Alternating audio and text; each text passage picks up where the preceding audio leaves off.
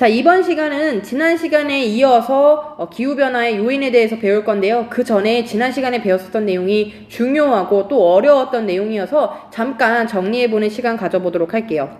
우리가 지금 배우고 있는 것이 기후변화의 요인에 대한 내용입니다. 그래서 기후변화의 요인이 크게 자연적 요인과 인위적인 요인으로 바꿀 수가 있다라고 했습니다. 그래서 이 자연적인 요인으로는 다시 그것이 두 가지로 지구 외부에서 일어나는 요인과 지구 내부에서 일어나는 요인으로 구분할 수 있다라고 했고요. 지난 시간에 이 외적 요인이 4가지가 있는데 그 중에서 3가지를 배웠습니다. 그래서 요 3가지를 정리해보면 요렇게 되는데, 사실 지난 시간에 스님이 여러분들의 이해를 돕기 위해서 구구절절 막 굉장히 자세하게 설명을 해줬어요. 그 내용을 완벽하게 이해를 해두고선 사실 중요한 거는 그 핵심의 내용을 잘 기억해두는 것이 중요합니다. 그래서 핵심을 여기다 적었는데, 여러분들 지금 집에서 뭐 이렇게 보면서 같이 대답을 해보면서 같이 여기 정리해보도록 할게요. 지구 외적 요인 첫 번째, 세차운동입니다. 세차운동은 다른 말로 자전축의 바로 방향의 경우가 변화하는 운동이 바로 세차운동이죠. 이 세차운동은 세차운동에 의해서 지금과의 정반대로 자전축이 게 되면 북반구에서의 연교차는 어떻게 된다고 했었죠? 정반대로 바뀌면서 계절이 정반대로 바뀌게 되고, 그럼 원래 원일점이 여름이었는데 겨울이 되면서 그쵸, 연교차는 커진다라고 얘기했습니다. 그래서 이렇게 정반대의 자전축이 되는 데까지의 시간의 정도는 13,000년 정도 걸린다라고 했습니다. 세차운동은 특히나 요 주기에 대해서는 조금 알아둘 필요가 있어요. 26,000년의 주기를 가지고선 세차운동을 하죠. 자, 두 번째, 자전축의 기울기 변화입니다. 자전축의 기울기는 남반구, 북반구 가릴 거 없이 모두 다 기울기가 커지면 커질수록 연교차는 커진다라고 얘기를 했습니다. 그래서 요 자전축의 기울기 변화의 경우에는 41,000년 정도를 기준으로 주기로 해가지고 변화한다, 이런 얘기를 했었고요. 세 번째, 공전궤도의 이심률 변화입니다. 공전궤도의 경우가 약간의 지금 현재 타원형을 띠고 있는데, 이러한 이심률의 경우가 작으면 작을수록, 즉 원에 가깝게 변하면 변할수록 북반구를 기준으로 했을 때 연교차는 어떻게 된다? 커진다라고 했습니다. 대답하고 있는 거 맞죠? 선생님이 대답할 시간을 일부러 준 겁니다. 자, 그래서 이렇게 원에 가까워질수록 커진다는 겁니다. 오히려 원이 아니라 타원에 가까워질수록, 즉 이심률이 커지면 커질수록 연교차는 반대로 작아지겠죠. 남반구는 그것의 정반대입니다. 여러분들이 그래서 북반구의 경우가 기본적인 내용이니까 북반구를 확실하게 암기를 해두고, 남반구는 그 정반대다라고 생각을 하고선 문제를 풀면 문제를 푸는데 걸리는 시간이 더 빨리 단축이 될 거예요. 그러면 이번 시간은 요거에 이어서 4번째 바로 요소입니다. 지구의 외적 요소인 바로 태양의 변화입니다. 여러분들 태양의 경우를 실제로 만환경으로 관측을 해보면 요런 식으로 생겼죠. 태양 활동의 경우가 당연히 활발하면 지구로부터 오는 태양 복사 에너지의 양의 경우가 증가할 테니 더 기후가 변화할 수밖에 없겠죠.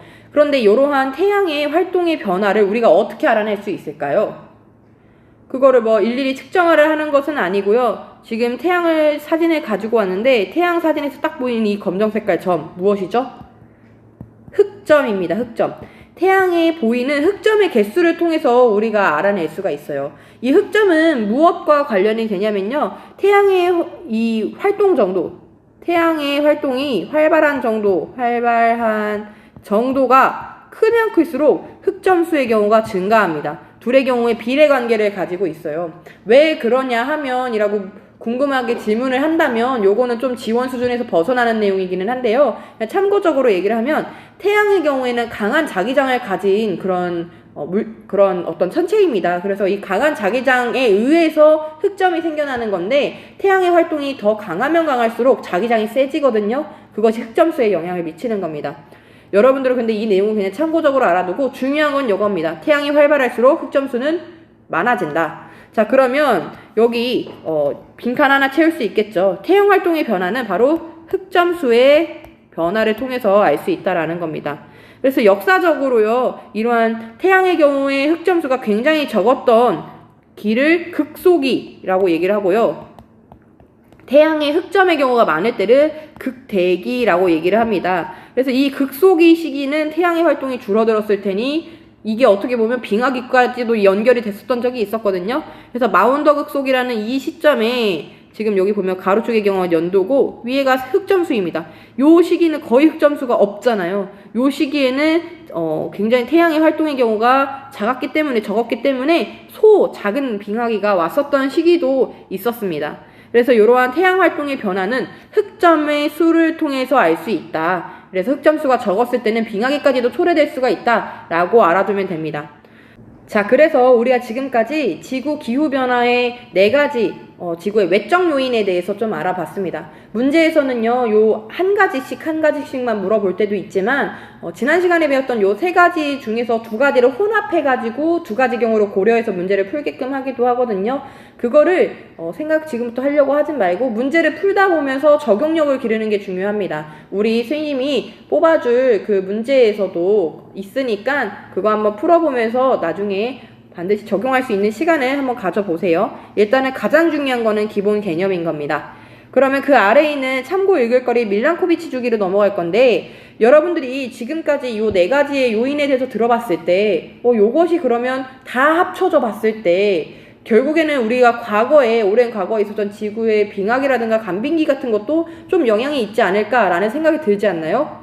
그런 생각을 똑같이 했었던 것이 밀란코비치라는 사람입니다. 오른쪽에 스님 사진을 놨는데 잘생겼죠? 이 사람이 뭐라고 생각을 했었냐면, 우리가 지금까지 배웠었던 세차운동, 지구 자전축의 기울기, 그리고 공전궤도의 이심률 변화, 그리고 태양의 그 활동 변화, 이 4가지를 합쳐보면 결국에는 그것이 지구의 빙하기와 간빙기 등의 기후변화에 주기적으로 일어나는 것을 설명할 수 있다라고 했고, 그것을 아래에 요 그래프로 이렇게 나타낸 겁니다. 그래서 여기 프리세션이라고 적혀있는 것이 세차운동이고요. 그거의 주기를 한번 이렇게 나타낸 겁니다. 그리고 오빌리퀴티라고 적혀있는 것이 요게 기울기 변화를 얘기하는 거고요. 요거는 아마 아는 학생들도 있을 텐데 바로 이심률입니다. 이심률. 그래서 이심률 변화, 그리고 여기 솔라 폴팅은 당연히 태양 활동이겠죠. 그래서 요 4가지를 한번 합쳐봤더니 지금 핫, 콜드 보이죠? 지구의 기후변화를 한번 설명을 수학적으로 해놔서 한번 본 겁니다. 그래서 요런 거를 설명한 것도 있구나라고 그냥 요거는 참고적으로만 알아두면 되고 요거를 해석할 필요는 없을 거라고 보여요, 선생님이 보기에는. 자, 그러면 오늘 내용 배울 것 중에서 지구의 내적 요인 한번 보도록 할게요. 지구의 내적 요인을 보면요, 첫 번째 수륙 분포의 변화, 두 번째 화산 활동, 세 번째 지표면 상태의 변화가 있습니다. 우선 첫 번째 수륙 분포의 변화부터 볼게요. 우리 고생대 말에 판게아가 형성이 됐었죠. 그 이후로 지금 현재까지도 계속 수륙 분포가 변화하고 있습니다. 이렇게 대륙이 이동하는 것처럼 보이는 이유는 판의 운동 때문이었었죠. 1학기 때 배웠었던 내용입니다. 요런 것에 의해서 육지의 경우가 달라붙었다가 떨어졌다가, 이 어느 한 육지는 주변의 경우가 사면이 바다가 되는 섬이 되기도 했다가 요런 상태를 겪잖아요. 요러한 수륙 분포를 통해서 바로 기후까지도 변화한다는 겁니다. 그 이유는 첫 번째, 육지와 해양의 경우에는 비열 차이가 나게 됩니다. 요거 계속 반복했었던 내용이죠. 비열의 경우에는 한마디로 얘기해서 얼마나 내가 에너지를 오랫동안 가지고 있을 수가 있는가, 그 정도로만 생각을 해두면 될 텐데, 해양과 그리고 대륙, 육지라고 써도 됩니다. 육지의 경우, 비열의 경우 누가 더 크다고 했었죠? 해양이 더 비열이 크다라고 얘기를 했습니다. 그래서 해양을 달굴 때 더 시간이 오래 걸리고, 한 번 달궈지면 태양은 오래도록 에너지를 가지고 있다라고 얘기를 했었죠. 그래서 이런 곳에 의해서 해양성 기후, 대륙성 기후 이런 게 나타나기도 하는 거고요. 두 번째는 둘이 어떤 거에 또 차이가 있냐면요, 반사율의 차이가 있습니다. 반사율은 당연히 반사되는 정도를 얘기를 하는데, 해양의 경우가 보통 태양빛이 들어오면요, 대륙보다 반사하는 정도가 더 적습니다. 대륙이 더 많이 반사를 해요, 일반적으로. 그래서 이러한 반사율이 다르기 때문에 수륙 분포의 변화가 생기되면 그게 결국에는 기후변화를 가지고 오게 되는 겁니다. 그래서 고생대 말에 형성됐던 그 판게아가 그냥 일반적으로 꽝꽝 부딪히면서 화산 폭발이 일어나고 혹은 서식지를 잃고 뿐만 아니라 기후 때에도 변화를 일으키고요. 그것이 당연히 우리 기후의 생명체는 민감할 수밖에 없잖아요. 그러니까 생물계에도 큰 변화를 일으키게 됩니다. 자, 그 다음 수력 분포의 변화가 또 뭐에 영향을 미치냐면요. 해류의 변화를 일으킵니다. 우리 표층순환을 배우면서 표층순환이 대기대순환뿐만 아니라 대륙의 분포에 의해서도 부딪혀서 막 돌고 이랬었잖아요. 그래서 그 결과에 의해서 기후가 변화한다라고 적혀 있는데 그 내용은 여기에 보면 아래에 그림, 두 번째 그림 보면 됩니다. 원래 떨어져 있던 두 대륙의 경우가 연결이 되면서 북극해로 흘러들어가는 따뜻한 해류의 양이 감소했다라고 적혀 있는데 원래 두 대륙이 떨어져 있을 때는 위에서 올라오는 저위도에서 고위도로 올라오는 흐름 뭐였었죠? 요거는 뭐 멕시코 만류이긴 한데 난류였었죠. 난류. 요 난류의 경우가 그래서 여기까지도 흘러 들어가서 여기 북극해 부근의 경우가 따뜻했었는데 요것이 대륙으로 하나로 연결된 이후에 대륙의 변화로 인해서 해류의 경우가 들어가지 못하고 이렇게 순환하게 되어서 여기에 빙하가 형성되었다라고 표시되어 있는 거 보이죠. 그래서 이런 식으로 해류의 변화가 결국에는 기후 변화까지도 일으킬 수가 있다라는 겁니다. 왼쪽에 있는 그림은요, 고생대 말에 판계가 형성되었다가 현재에 와서는 이런 식으로 분리되어 있는 모습이 나와 있습니다. 자, 그럼 두 번째로 화산 활동 한번 보도록 할게요. 이런 화산 활동의 경우가 어떻게 기후 변화를 일으킬 수 있냐면요, 첫 번째는 화산재에 의한 것입니다. 그래서 화산 폭발이 일어나면 화산재가 특히나 폭발적으로 나타나는 그러한 경우가 있어요. 요거를 사실 스님이 1학기 때 설명을 했었는데 마그마의 종류를 크게 세 가지로 구분을 했습니다. 우리 이왕 화산 나온 거 1학기 때 배웠던 내용 잠깐 복습을 해보면요. 크게 마그마의 종류 세 가지로 나눌 수 있었죠. 현재 안산이의 유 이렇게 외웠었잖아요. 현무암질 마그마와 안산암질 마그마, 그리고 유문암질 마그마 이렇게 됐었습니다. 요 세 가지 종류의 마그마 중에서도 화산재라든가 화산가스를 대량으로 분출을 하는 그런 마그마의 경우에는 요 유문암질 마그마였습니다. 유문암질 마그마. 그래서 이러한 유문암질 마그마가 분출하는 화산 폭발이 일어나게 되면 화산재의 경우가 굉장히 폭발적으로 분출하게 되고요. 그것이 성층권까지도 퍼지게 되면 천천히 내려오기 때문에 그동안의 태양빛을 모두 산란시키고 반사시킵니다. 그러니까 지구에서의 전체적인 반사율이 커지게 되겠죠. 반사율, 지구로서 들어오는 태양빛의 경우가 계속 반사되니 전체적인 평균 기온이 어떻게 되겠어요? 하강할 겁니다. 그래서 이러한 큰 화산의 경우가 폭발적으로 분출을 하면요, 하강하기도 하는데 대표적인 상황이 바로 필리핀에 있는 피나투보라는 화산의 경우가 분출했을 때의 상황입니다. 그래서 1991년 정도에 화산의 경우가 폭발을 했었는데요, 그때의 분출 모습입니다. 굉장히 폭발적으로 분출한 게 보이죠. 이때 당시에 거의 몇 년간은 잠깐 동안 지구의 평균 기온이 하강할 정도로 굉장히 폭발적인 분출이었었어요. 화산 활동을 통해서 이렇게 화산재가 분출돼서 평균 기온이 하강하기도 하고요. 두 번째, 요거는 없는데 옆에다가 적어두세요. 화산가스에 영향이 있기도 합니다. 화산가스의 내부에 들어가 있는 대표적인 그 성분들이 뭐가 있냐면요. 가장 많은 것이 바로 수증기입니다. 수증기 H2O.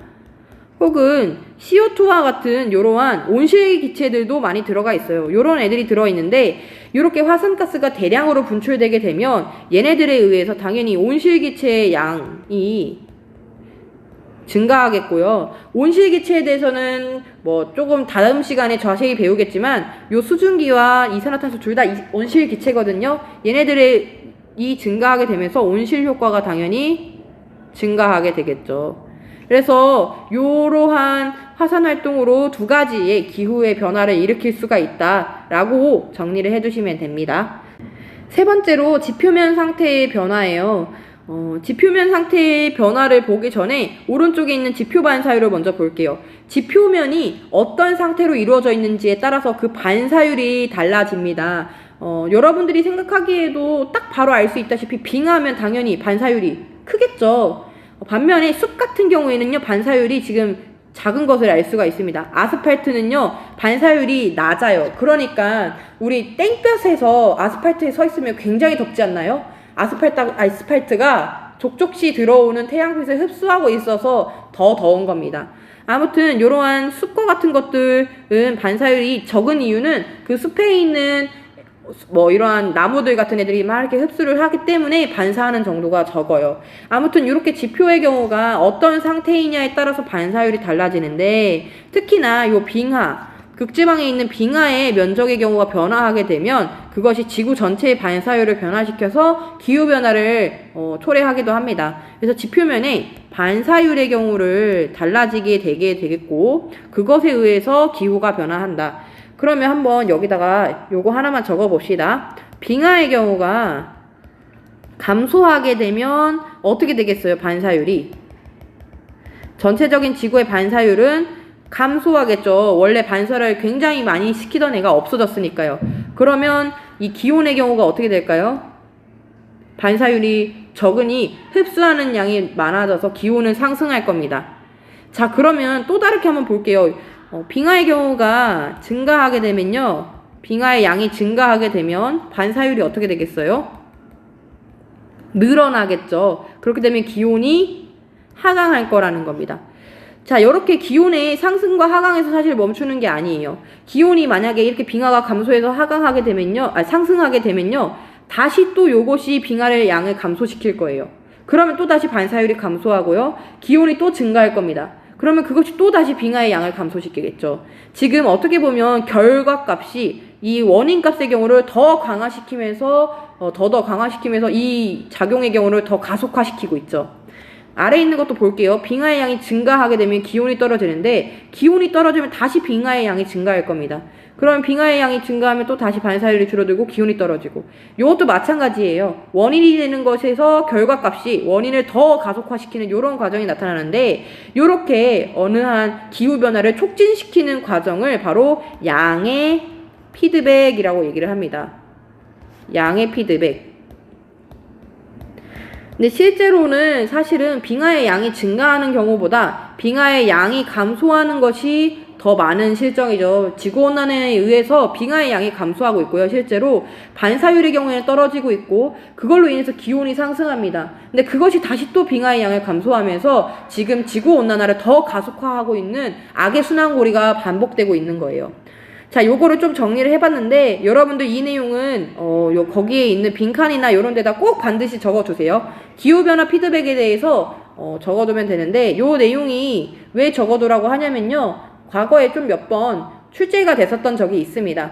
지금 잠깐 영상 멈춰두고선 요거 적어둔 후에 선생님 설명 듣도록 합시다.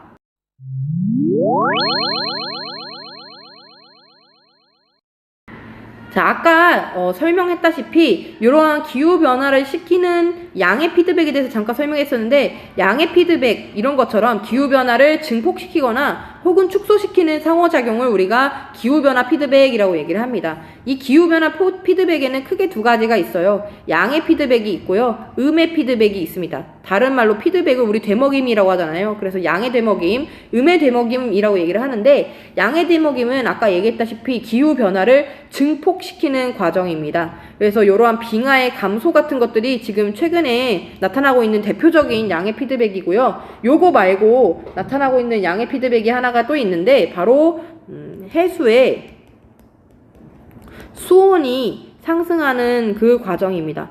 우리 지금 지구온난화에 의해서 해수의 경우가 수온이 상승을 하고 있죠. 요건 나중에 또 할 건데 지금 미리 좀 할게요. 해수의 수온이 상승을 하면, 표층 수온이든 뭐 수온의 경우가 상승하게 되면 기체의 용해도는 어떻게 되죠? 우리 해수의 성질 배우면서 했었던 내용입니다. 기체의 용해도는 떨어지게 돼요. 그쵸? 더 잘 못 녹이게 돼요.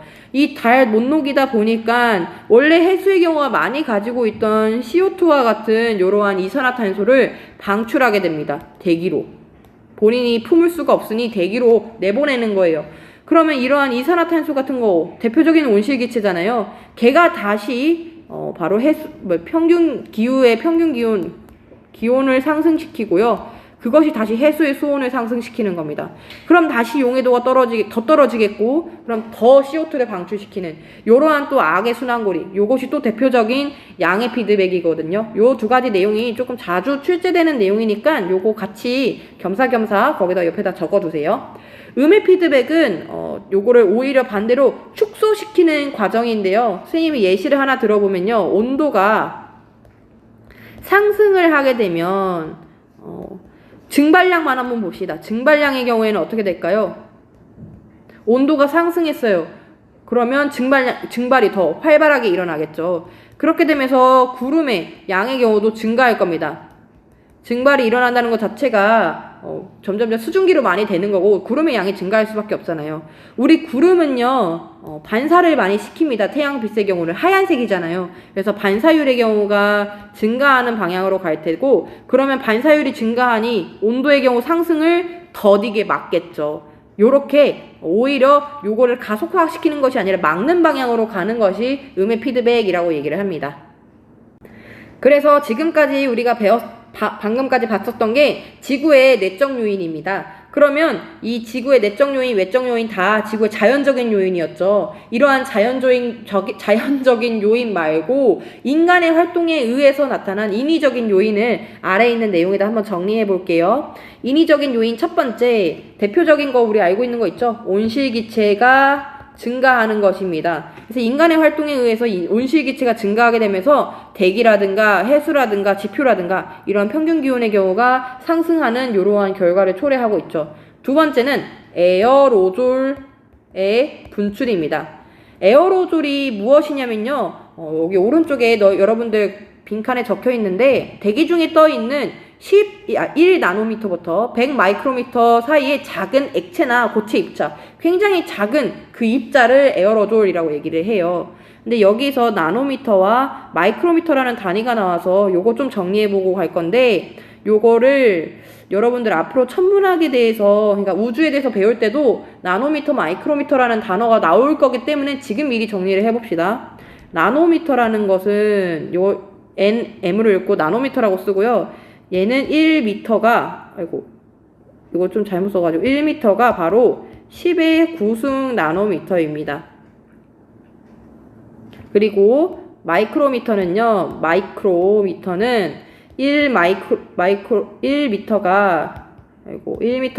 10의 6승 마이크로미터예요.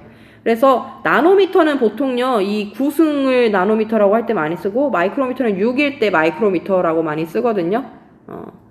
아무튼 1나노미터부터 100 마이크로미터 사이의 입자를 에어로졸이라고 하는데 얼마나 작겠어요. 그러니까 이러한 애들은 어떻게 되냐면요, 대기 중으로 배출되게 되면 우리 화산재랑 비슷한 역할을 합니다. 태양 복사 에너지를 반사시켜 가지고요, 이 에너지를 도달을 하게 하는 것을, 지표면에 도달하는 태양 복사 에너지를 감소시키는 역할을 하고요. 당연히 태양 복사 에너지의 도달 정도가 줄어드니까 지구의 기후는 어떻게 되겠어요? 하강하겠죠. 자, 세 번째 인위적 요인 볼게요. 바로 사막화입니다. 우리 지구인들이 많이 벌목을 많이 하고 있죠. 과잉 방목, 과잉 경작 등을 통해서 사막화가 이루어지고 있는데, 요 사막화에 의해서 대기 순환을 변화시켜 기후가 변화되는 겁니다. 자, 요거를 보려면 아까 봤었던 지표 반사율을 다시 보면 되는데, 요거 좀 지울게요. 지표 반사율을 보면요, 숲의 경우가 반사율의 경우가 작았어요. 모래사막은 지금 숲보다 반사율이 어떻게 되고 있어요? 크죠. 그러니 사막화가 된다는 것은 숲을 벌목하고 모래사막으로 만든다는 의미니까 반사율의 경우를 증가시키는 겁니다. 그래서 그 과정에서 당연히 상승하고 하강하는 그 지점의 경우가 달라질 수밖에 없겠고, 그것은 당연히 기후변화를 초래할 수밖에 없는 거죠. 요 사막화는 보통은 반사율을 증가시키는 방향으로 간다는 것도 아까 앞에 있는 지표 반사율과 비교해서 좀 알아두세요. 그 다음에 마지막은 도시화입니다. 그래서 숲의 경우를 벌목하고 도시가 되면 얘도 마찬가지로 지표에 이 반사율을 변화시켜서 기후변화를 시키는데요. 요 도시화와 연관되어서 많이 얘기하는 것이 바로 도시 열섬 현상입니다. 혹시 들어본 학생이 있을까요? 열섬, 말 그대로 열로 가득 차 있는 그 섬을 만든다는 의미인데, 여러분들 혹시 도시에 대해서 조금 나중에 내가 커서 도시를 좀 디자인하고 혹은 건축의 경우로 만든다라고 했을 때는 이 도시 열섬 현상을 고려하지 않을 수가 없어요. 그 내용을 환경부에서 어떤 그 카드뉴스 같은 걸로 만들었는데, 자, 열섬 현상으로 인한 도심 지역과 교외 지역의 온도 차이 보이죠? 도시 지역의 경우에는 비교적 다른 지역에 비해서 온도가 높습니다. 왜냐면 여기 지역에서 당연히 사람들의 활동도 많고 여기 아스팔트 같은 거로 깔았으니 그 열 생산도 많겠고요. 여기 부분에서 그래서 마치 섬처럼 열의 경우가 증가하는 거예요. 당연히 도심에서 더우니 열대야라든가요, 혹은 우리 밤에 열대야 혹은 폭염 같은 일수들이 증가할 수밖에 없는 거죠. 그래서 그것에 악순환이 나와 있는데 온실가스의 배출량이 늘어나면 도시 열섬 현상으로 인해서 기온이 상승하게 되고, 열대야 같은 것이 나타나면 가만히 있지 않죠. 우리 냉방기의 사용량이 늘어날 거라는 겁니다. 그러면 결국엔 전력 사용량이 늘어나게 되고 발전시설의 경우 가동량이 늘어날 수밖에 없으니까, 그러면 다시 온실기체 가스의 배출량이 늘어나게 되고 혹은 열 발생량이 늘어나면서 그것이 다시 또 열섬 현상으로 이어지는, 여러한, 어떻게 보면 이것도 일종의 양의 피드백이 되겠죠. 자연적이지는 않고 인위적인 양의 피드백이 될 텐데, 이러한 악순환이 반복이 된다는 겁니다. 그래서 실제로 뭐 이러한 열섬 현상을 좀 풀기 위해서, 좀 더디게 하기 위해서 쿨링로드라든가요, 여러분들 도로에서 물 나오는 거 본 적 있나요? 요런 거라든가, 아니면 쿨링 포그, 아니면 쿨페이먼트, 아니면 여러분들 원래는 초록 색깔 지붕인 경우가 많은데 그런 것들을 이렇게 하얀색으로 만드는 쿨루프라든가요, 아니면 아예 지붕인 경우를 녹색으로 만들어버리는 녹색 지붕, 녹색 커튼, 요러한 것들을, 아니면 도시에다가 요즘 이러한 공원 같은 거를 만드는 사업 같은 걸 많이 하죠. 그런 것들이 이루어지고 있습니다. 도시 열섬 현상은 옆에다가 그 도시와 옆에다가 적어두고요. 이렇게 자세하게까지는 사실 알 필요는 없는데, 자세히 조금 얘기한 이유는요, 우리와 밀접하게 생활과 연관되는 부분이고, 또 요즘 좀 관심 있는, 그러니까 좀 우리가 관심을 가져야 하는 분야이고 하기 때문에 좀 설명을 길게 했습니다. 그러면 우리 오늘 마지막 내용으로 넘어가도록 할게요. 여러분들 프린트는 59페이지예요. 우리가 방금 전까지 이러한 인위적인 요인에 대해서 4가지 배웠었죠. 그 중에서도 지구온난화와 관련된 내용을 조금 더 자세하게 배워보려고 합니다. 그런데 지구온난화를 좀 알아보려면요, 이 지구온난화가 나타난 그 배경을 알아야 하니 온실효과에 대해서 설명을 할 수밖에 없고요. 이 온실효과와 연관이 되는 내용이 복사평형입니다. 그래서 온실효과와 복사평형에 대해서 먼저 설명을 하고 그 다음에 지구온난화로 넘어가도록 할게요. 여러분들 그러면 프린트 59페이지에 있는 이 내용만 오늘 할 겁니다. 복사평형과 온실효과 학습 전에 우리가 기본적으로 알아야 되는 개념부터 먼저 보도록 할게요. 자, 그래서 이 복사평형과 온실효과를 알아보기 이전에 태양복사와 지구복사에 대한 내용을 먼저 이해를 해야 합니다. 근데 태양복사와 지구복사를 또 이해를 하려면요, 빛에 대한 내용을 조금 이해를 할 필요가 있어요. 그래서 빛의 파장에 따른 분류부터 먼저 하도록 할게요. 이 내용은 우리 물리량, 별의 물리량, 다음 단원이죠. 그 단원에서 배울 내용이기는 한데 지금 필요하기 때문에 미리 가지고 왔습니다. 우리가 일반적으로 생각하는 빛 하면 지금 우리가 볼 수 있는 태양빛 정도밖에 생각을 안 해요. 그거는 우리 눈에 보이는 가시광선이라는 굉장히 짧은 영역대이고요. 사실 빛이라는 거는 적외선, 자외선, 전파, 감마, X선 모두 합쳐서 그걸 빛이라고 얘기를 하는 겁니다. 이 빛은 다른 말로 전자기파다라고 얘기를 하는데, 전자기파라는 것은 어렵진 않고요. 전기와 자기의 경우가 합쳐져 있는 파장의 형태라는 겁니다. 아마 물리를 배운 학생이면 요 내용을 좀 알고 있을 거예요. 아무튼 빛의 경우는 그래서 파장대에 대해서 구분을 할 수가 있는데요. 가장 짧은 파장, 여기 그림상으로 나와 있는 것 중에서 가장 짧은 파장이 감마선이고요. 여기로 갈수록 짧습니다. 그 다음에 X선, UV, 요건 우리가 아주 잘 알고 있는 자외선이죠. 그 다음에 자외선 다음이 가시광선, 적외선, 전파로 갈수록 이렇게 길어집니다. 그래서 요 자외선, 가시광선, 적외선 이 정도는 당연히 알고 있어야 하는 내용이에요. 그래서 우리가 볼 수 있는 파장대는 요 가시광선이라는 짧은 파장대라는 거고요. 여기서 또 중요한 내용은 뭐냐면요, 에너지가 높은 에너지일수록 짧은 파장대에 빛을 내보냅니다. 반면에 낮은 에너지를 가지고 있는 애들은요, 긴 파장대를 방출을 해요. 자, 요 말이 무슨 말이냐면요, 에너지를 온도로만 치환해서 얘기를 해보도록 할게요. 우리가 지금 눈에 보이는 요 물건들 빛을 내보내고 있지는 않다고 생각을 하잖아요. 예를 들어서 여러분들 지금 쥐고 있는 볼펜 같은 거 막 여러분들이 빛을 내나요? 태양처럼? 그렇게 보이지는 않지만 사실 얘도 빛을, 전자기파를 방출을 하고 있습니다. 어떤 온도를 가지고 있는 물체는 다 전자기파를 방출할 수밖에 없어요. 여러분조차도 전자기파를 방출하고 있는데 그런 애들은 온도의 경우가 낮기 때문에, 즉 에너지가 낮기 때문에 긴 파장대를 방출을 한다는 거예요. 왜 온도가 낮고 에너지가 낮은 애들이 긴 파장을 방출을 하느냐는 우리 다음 시간은 아니죠. 다다음 시간에 별의 물리량 하면서 선생님이 자세하게 설명을 하도록 하겠습니다. 지금은 그냥 받아들이세요. 온도가 그리고 비교적 높은 에너지인 가지는 애들은 짧은 파장대를 방출을 합니다. 온도에 따라서 파장이 달라지는데요. 이 파장의 경우에 따라서 또 방출하는 그 빛의 색깔이 다릅니다. 짧은 파장의 경우에는 푸른 색깔, 긴 파장의 경우는 붉은 색깔을 띄어서요. 이 짧은 파장, 푸른 색깔, 거의 보라 색깔이라고 하죠. 보라색의 경우 한자로 자잖아요, 자. 그래서 여기 자외선, 이 짧은 파장에 가까운 곳을 자외선이라고 얘기를 하는 거고요. 그리고 적외선의 이름도 따온 이유가 이 긴 파장은 저 붉은색이 가까우니까 붉을적, 이 한자를 따서 적외선이라고 하는 겁니다. 그래서 가시광선 내에서도 짧은 파장의 경우에는 보라색을 띠고요. 긴 파장의 경우에는 붉은색을 띱니다. 그래서 요거를 지구와 태양으로 예시로 들면요. 지구와 태양 중에서 어디가 더 온도가 높죠? 당연히 태양이 훨씬 온도가 높습니다. 그러니 온도가 높은 태양의 경우에는요. 짧은 파장대를 방출을 하고요. 그것이 바로 가시광선인 겁니다.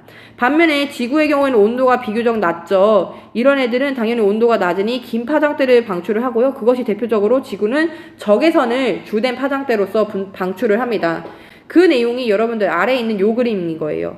태양 복사, 태양이 내보는 복사는요. 태양 자체의 온도가 6000 켈빈, 이거는 켈빈이라고 읽는 온도의 단위예요. 6000 켈빈이나 되는 높은 온도를 방출하기 때문에 가시광선이라는 짧은 복사를 방출을 하는 거고요. 지구의 경우에는 288 켈빈 정도밖에 안 돼요. 그러니 비교적 파장대가 긴 적외선 파장대를 방출을 하는 거죠.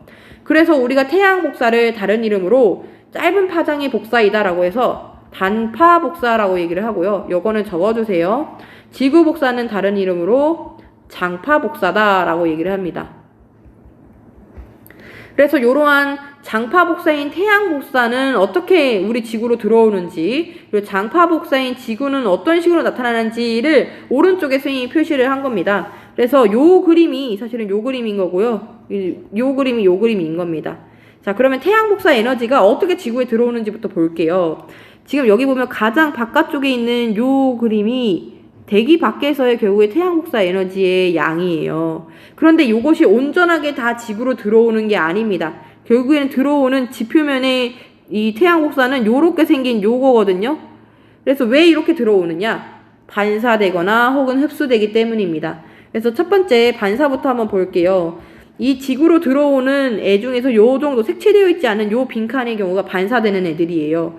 요 반사는 요것이 반사 때문인데, 요 반사는 우리가 지표면이라든가요, 혹은 아까 얘기했었잖아요. 빙하라든가 이런 거에 의해서 반사가 된다고. 이 지표면이라든가 혹은 구름과 같은 이런 대기에 의해서 반사가 많이 됩니다. 그래서 대략적으로 평균치를 쟀더니 30% 정도가 꾸준하게 태양에서 들어온 것이 100%라면 30%는 계속 반사돼서 나갑니다. 요 30%의 이 반사되는 지구의 반사율을요, 또 부르는 이름이 있어요. 바로 알베도라고 얘기를 합니다. 이 알베도 30%가 우리 지구의 알베도는 30% 정도가 되고요. 요 반사되는 것뿐만 아니라 또 그 반사되고 일부 남은 것 중에서 몇 개는 흡수가 됩니다. 바로 대기에 있는 그러한 기체 성분에 의해서 흡수가 되는데요. 지금 여기 보면 새까맣게 칠해져 있는 부분 보이죠? 자외선 영역대, 태양 복사 중에서도 이 자외선 영역대는 여기 오존에 의해서 흡수가 됩니다. 그래서 자외선은 요거는 알아두고 있어야 됩니다. 자외선은 오존에 의해서 흡수가 되고요. 비교적 가시광선보다 긴 파장대, 적외선들은요, 여기 색깔이 또 이렇게 칠해져 있는데, 요거는 수증기라든가 이산화탄소와 같은 온실기체죠, 요거. 온실기체에 의해서 흡수가 됩니다. 그래서 적외선 영역은 바로 온실기체에 의해서 흡수가 된다. 그래서 온실기체의 특징 자체가 적외선 영역대를 잘 흡수하는 애들이 온실기체거든요. 그래서 태양 복사 에너지가 반사가 되고 일부는 또 일부는 흡수가 돼서 결국에는 여기에 있는 이 아래에 있는 부분이 우리 지표면에 도달을 하는 태양 복사 에너지가 되는 겁니다.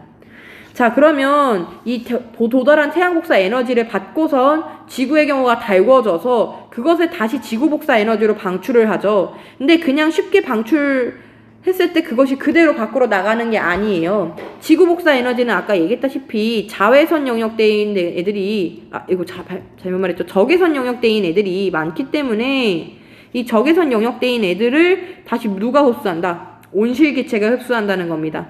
그래서 여기 나와 있는 그림이 요 그림입니다. 세로축의 경우가 복사에너지의 세기라고 적혀있죠. 파장에 따라서 복사에너지의 세기를 보면 이런 식으로 지구 복사에너지가 나와 있어서 요 정도 때가 바로 적외선 때 정도가 되는데 이 방출하는 애들 중에서도요. 요렇게 새까맣게 칠해져 있는 애들이 흡수되는 애들입니다. CO2라든가요. O2 요러한 온실기체에 의해서 많이 흡수되어 있는 게 보이고요. 또 어떤 오존에 의해서도 흡수되기도 합니다. 일부는. 대부분은 근데 온실기체인 거죠. 그래서 지구 복사 에너지가 그냥 그대로 방출되는 것이 아니라 어느 파장 때는 굉장히 거의 대부분이 흡수가 되는데 그게 온실기체 때문인 거고요. 그래서 이 온실기체에서 흡수하면 대기가 흡수한 거잖아요. 그걸 계속 가지고 있을 수 없으니 다시 방출을 하는데 그게 온실 효과가 되는 겁니다. 자, 그래서 요거를 조금 모식적으로 그려볼게요. 여기다가 한번 그려볼까요? 요거 다음 시간에 배울 내용이랑 연결되는 부분인데요. 요거를 조금 모식적으로 그려보면 지구 밖에서 태양으로부터 태양빛이 들어옵니다. 근데 지표에서 반사되거나 혹은 이러한 대기에서 구름에 의해서 반사되는 거 정도가 30%가 정도가 되고 그게 알베도다라고 얘기를 했습니다. 그래서 요거를 뚫고선 들어온 애들이 있는데 요 지표면에서 흡수가 되고 그것이 다시 방출이 되는데 걔네들이 그냥 방출돼서 나가는 것이 아니라 지표면 이 대기 중에 있는 온실기체에 의해서 흡수가 된다라고 했습니다. 또 태양으로부터 들어오는 일부 애들도 온실기체에 의해서 흡수가 된다. 그래서 이 온실기체에서 흡수를 하면 흡수하고 끝나는 게 아니라 이 흡수한 만큼을 또 다시 방출을 하게 되는데 그것이 온실 효과이다 라는 내용인 거예요. 조금 복잡했을까요? 요 내용은 다음 시간에 더 자세하게 배우도록 하겠습니다. 오늘 배웠던 내용은 지난 시간에 배웠던 내용보다는 비교적 쉬웠을지 몰라도 지금 마지막에 했었던 이 내용이 조금 어려웠을 것 같아요. 이 내용은 다음 시간에 우리 지구의 열수지, 온실효과, 지구온난화 배우면서 다시 한번 볼 내용이니까 그래도 조금은 정리를 해둘 수 있도록 합시다. 오늘 수업 듣느냐고 고생 많았습니다.